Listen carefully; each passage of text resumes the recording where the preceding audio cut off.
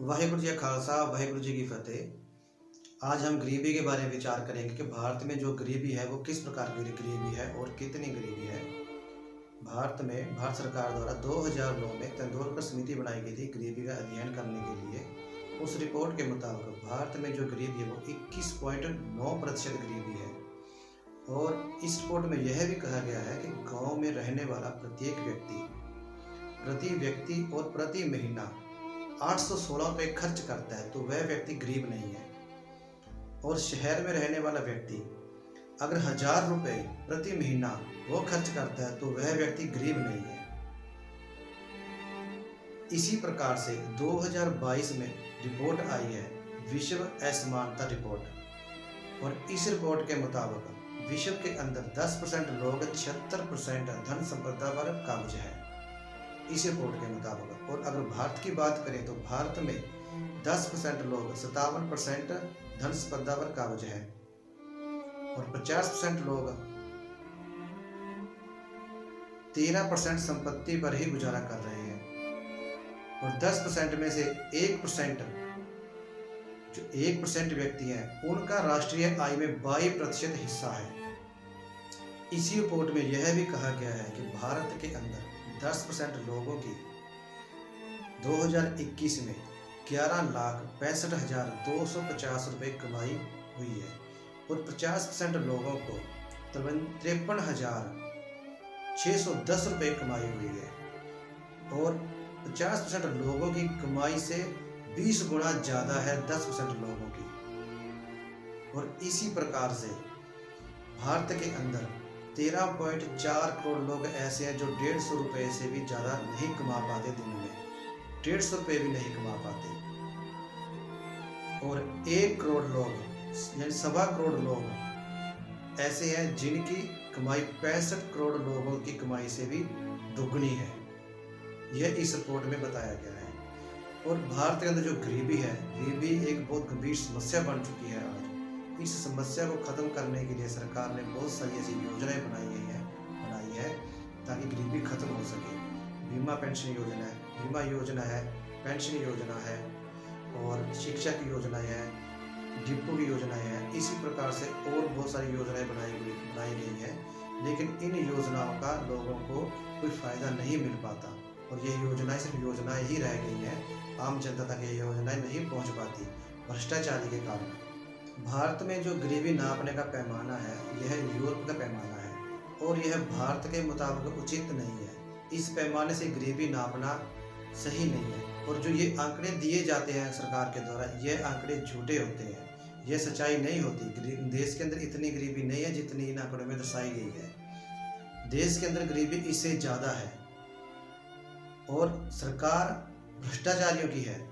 भ्रष्टाचारी अपनी करतूतों को छुपाने के लिए गलत आंकड़े पेश करते हैं जनता के सामने। यह गलत आंकड़े जो सरकार के द्वारा बताए जाते हैं हमें, यह सही आंकड़े नहीं है। इससे ज़्यादा गरीबी है भारत देश के अंदर और ये भ्रष्टाचारी काम करते नहीं और गरीबी नहीं ख़त्म कर रहे, कोई सही दिशा में काम नहीं कर रहे और ये अपनी कमियों को छुपाने के लिए ये गलत आंकड़े पेश करते हैं। और 2009 के बाद अब रिपोर्ट आई थी, लेकिन वो रिपोर्ट सरकार ने सामने नहीं की, उस रिपोर्ट को दबा दिया। अब फिर से दोबारा रिपोर्ट बनानी है, उसके बाद रिपोर्ट आएगी गरीबी की, कितनी गरीबी है देश के अंदर। लेकिन ये जो आंकड़े देते हैं ये झूठे आंकड़े होते हैं और भारत के अंदर जो गरीबी है वो भारत के मुताबिक ही देखी जाएगी। जो ज़रूरतें उनके हिसाब से देखा जाएगा कितनी गरीबी है भारत के अंदर, कितनी नहीं है। जिस नज़रिए से हम गरीबी को देख रहे हैं उस नज़रिए से गरीबी बहुत ज़्यादा है देश के अंदर। गरीब की और आम जनता की, जो देश के अंदर जनता है उसकी मूल ज़रूरतों के मुताबिक अगर हम देखें तो मूल ज़रूरतें रोटी, कपड़ा, मकान, ये 3 मूल ज़रूरतें मानी जाती थी। लेकिन जैसे जैसे टेक्नोलॉजी बढ़ रही है उस हिसाब से ज़रूरतें भी बढ़ रही हैं। इसी प्रकार से इसके साथ साथ हमें और भी ज़रूरतें हैं जो हमें समाज के अंदर चाहिए होती है, जैसे कि ज्ञान युक्त शिक्षा हो और आयुर्वेदिक चिकित्सा हो हर गांव में, ताकि वो बीमारियों का इलाज कर सकें। और 80% बीमारियों का अपने घर में ही इलाज कर सकते हैं, अपने गांव में इलाज कर सकते हैं। जो बड़ी बीमारी है उनके लिए हमें सुविधा तहसीलों में दी जाए या जिलों डिस्ट्रिक्टों में दी जाए। इस प्रकार की सुविधा हर व्यक्ति को चाहिए देश के अंदर। इसी प्रकार से सुरक्षा हो। हमारे समाज के अंदर महिलाओं की सुरक्षा नहीं है, संपत्ति की सुरक्षा नहीं है, यह सुरक्षा सुनिश्चित हो और सम्मानजनक वेतन मिले हम सबको, और सम्मानजनक रोजगार मिले, पीने वाले पानी की सुविधा मिले, बिजली की सुविधा मिले, पक्के रास्ते हों, सड़कें बनाई जाएं और बराबरी का दर्जा मिले। यह सब हमारी ज़रूरतें हैं। जिस व्यक्ति को यह ज़रूरतें मिल रही हैं वह व्यक्ति अमीर है या गरीब नहीं है। जिस व्यक्ति की यह ज़रूरतें पूरी नहीं हो रही वह व्यक्ति गरीबी में ही जी रहा है। जब तक ये ज़रूरतें पूरी नहीं होगी तब तक उसे गरीबी से नहीं निकाला जा सकता, कि नहीं कहा जा सकता कि वो गरीब नहीं है। गरीबी को ख़त्म करने के लिए हम आप सबके सामने सुझाव रखते हैं।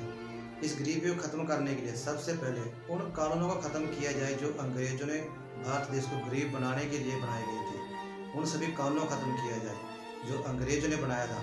लैंड एक्विजिशन एक्ट बनाया गया था। जो आज गरीब भाई हैं यह सभी किसान भाई ही थे, ये खेती ही करते थे, और उन कानूनों के ज़रिए इन भाइयों की मजबूरियां बनाई गई और इन्हें मजबूरियों में ज़मीन बेचनी पड़ी और ये मजदूर बने और गरीब बने। आज ये इस स्थिति में है, इन कानूनों के कारण है। जो अंग्रेज़ों के द्वारा कानून बनाए गए हैं उन सभी कानूनों को ख़त्म किया जाए, और ताकि ये फिर से किसान बन सके और इन्हें किसान बनाया जाए। किसान बनाने के लिए इन्हें ज़मीन दी जाए। जो ज़मीन है भारत देश के अंदर, उस ज़मीन में से इन्हें भी खेती करने के लिए ज़मीन दी जाए। और जो ज़मीन है वो ज़मीन सरकार के पास है। कुछ हमारे देश के अंदर जो ज़मीनें हैं वो टिब्बों में है और बिरानी ज़मीनें हैं, बंजर ज़मीनें हैं। उन ज़मीनों को खेती योग्य बनाया जाए, वहाँ से इन्हें ज़मीन दी जाए। जो सरकार के पास ज़मीन है उस ज़मीन को इन्हें ज़मीन दिया जाए ताकि ये उसमें खेती कर सकें और अपनी जीविका चला सकें। इसी प्रकार से भूमि माफियों के पास ज़मीन है, वो ज़मीन गलत कानूनों के कारण उनके पास है।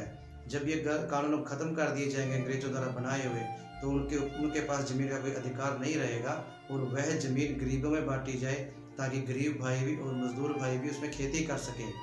इसी प्रकार से जो हमारे देश के धर्म स्थानों के नाम पर ज़मीन है उस ज़मीन को भी गरीबों में बांटा जाए ताकि वहाँ पे खेती की जा सके।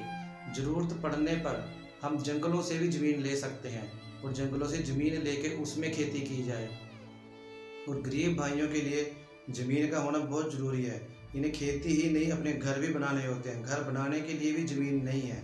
और आज इस स्थिति में इन्हें ज़मीन भी खरीदनी पड़ती है और घर भी बनाने पड़ते हैं। तो इन्हें ज़मीन दी जाए और ताकि घर बना सकें, अपना जीवन चला सकें और खेती कर सकें। इस प्रकार से इन्हें ज़मीन दी जाए। ज़रूरत पड़ने पर विदेशियों के साथ संधियाँ जो समझौते किए जाएंगे जनसंख्या को देखते हुए, उसमें भी इसका वेरवा हम पा सकते हैं और समझौतों में, एग्रीमेंटों में इस प्रकार से ज़मीन की इन्हें उपलब्धता दी जाए ताकि ये खेती कर सकें। इसी के साथ साथ ज़मीन से कृषि से रिलेटेड जो ज़मीन में खेती की जाती है उस कृषि से रिलेटेड, खेती से रिलेटेड उद्योग लगवाए जाएं। इसके साथ साथ गरीब भाइयों को कृषि उद्योगों के साथ जोड़ा जाए। जब वो किसान बन जाएंगे उसके साथ साथ उद्योग भी लगवाए जाएं। उद्योग लगवाने के लिए ज़मीन दी जाए और उसके लिए सुविधा दी जाए ताकि वो कृषि से रिलेटेड, खेती से संबंधित उद्योग लगा सकें।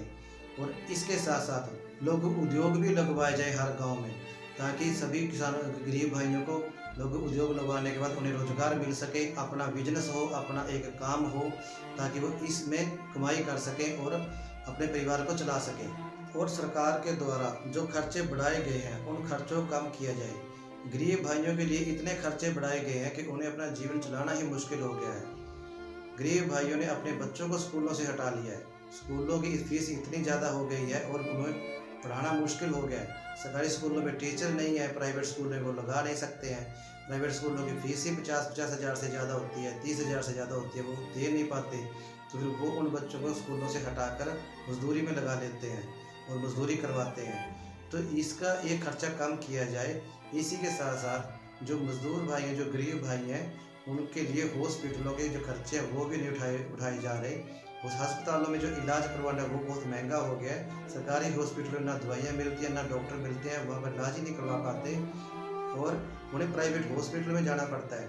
वहाँ पर उनसे खर्चा उठाना बहुत मुश्किल हो जाता है। जो उनके पास कोई साधन वगैरह होते हैं वो बेचकर भी इलाज नहीं करवा पाते हैं। तो ये खर्चे कम किए जाए, सरकारी हॉस्पिटलों में सुविधा दी जाए हम सबको, ताकि वहाँ से आसानी से हम इलाज करवा सकें और खर्चे कम हो सके। इसी प्रकार से जो महंगाई बढ़ाई गई है टैक्स लगा के सरकार के द्वारा, वो महंगाई इतनी हो गई है कि घर का राशन पानी लेना मुश्किल हो गया है, खर्चे इतने बढ़ गए हैं उससे। ये टैक्स कम किया जाए ताकि महंगाई कम हो और जीवन अच्छी तरह से चल सके। इसी प्रकार से सामाजिक खर्चे, जो समाज के अंदर रीति रिवाज है, उन रीति रिवाजों को निभाना मुश्किल हो गया है, इसके लिए भी सरकार को प्रावधान करना चाहिए ताकि जो खर्चे हैं सामाजिक वो कम किए जाए। इसी प्रकार से न्याय व्यवस्था जो है उसे बदला जाए। आज जो न्याय लिया जाता है वो न्याय रुपये से लिया जाता है, जिसकी जेब में ज़्यादा रुपये होते हैं वो ही न्याय ले पाता है, और गरीब भाइयों के लिए न्याय लेना बहुत मुश्किल है। और जिस कारण गरीब भाई न्याय नहीं ले पाते, उन्हें अपना हक मरवाना पड़ जाता है और मर जाता है और उन्हें न्याय नहीं मिल पाता। ये सुविधा बनाई जाए ताकि गरीब भाइयों को न्याय मिले और उनका खर्च भी ना हो, इसके लिए सुविधा बनाई जाए सरकार के द्वारा। न्याय के लिए सरकार को पंचायती न्याय कानून बनाना चाहिए, न्याय एक्ट बनाना चाहिए, ताकि हर इंसान को पंचायत में न्याय मिले और पंचायत में बिना रकम दिए न्याय मिले और ईमानदारी से धर्म के आधार पर न्याय मिले। जो कोर्टों में न्याय लिया जाता है ये रुपयों से लिया जाता है, खरीदा जाता है, वहाँ से जिसकी जेब में रकम ज़्यादा होती है वही खरीद पाता है, गरीब भाइयों को न्याय नहीं मिल पाता। इसलिए पंचायत एक्ट बनाया जाए और उस पंचायत एक्ट के ज़रिए हर गांव में न्याय मिलना चाहिए, हर शहर में न्याय मिलना चाहिए, इसके बाद कोर्ट में जाना चाहिए। ये सुविधा देनी चाहिए सरकार को। इसी प्रकार से गरीब भाइयों को बिजनेस मॉडल से जोड़ा जाए ताकि वह अच्छी तरह से व्यापार कर सकें और काम कर सकें। जो उद्योग लगवाए जाएंगे उन उद्योगों से कच्चे माल से माल तैयार करके वो बिजनेस मॉडल के जरिए बेच सकें। और इसके लिए जो किसानों को सुविधा दी जाती है, जहर मुक्त हरी क्रांति के जरिए जो सुविधा की हमने मांगे की है, वो मांगे सब की सब इन्हें मिलनी चाहिए। और उसी प्रकार से इन्हें सब सहयोग राशि सब कुछ मिलना चाहिए। ट्रेनिंग देने के लिए ट्रेनिंग सेंटर बनाए जाए, वोकेशनल ट्रेनिंग सेंटर बनाए जाए और उच्च ट्रेनिंग देने के लिए ट्रेनिंग सेंटर बनाए जाए, ताकि उसमें गांव के सभी व्यक्ति ट्रेनिंग ले सकें और अपना रोजगार चला सकें, अच्छा बिजनेस चला सकें।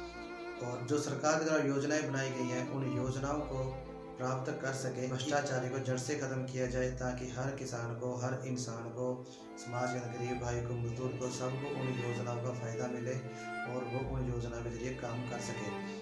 जो योजनाएं नहीं पहुंच रही हैं उन योजनाओं को पंचायतों के जरिए जनता तक पहुंचाया जाए और उस योजना से जो कार्य कर सके वो करें। और इन योजनाओं को जो कमियां हैं उस कमियों को दूर करके नए तरीके से स्वदेशी के आधार पर योजनाएं बनाई जाएं, ताकि देश के अंदर स्वदेशी के आधार पर हम कार्य करें और देश को आगे लेके जाएं और देश को स्वावलंबी हम स्वदेशी के आधार पर बनाएं। ऐसी योजनाएं बनाई जाएं और ऐसा बदलाव किया जाए इन योजनाओं में। और इसे और बेहतर बनाने के लिए आप हमें सुझाव दें। आप सबका बहुत बहुत धन्यवाद। वाहिगुरू जी का खालसा, वाहिगुरू जी की फतेह।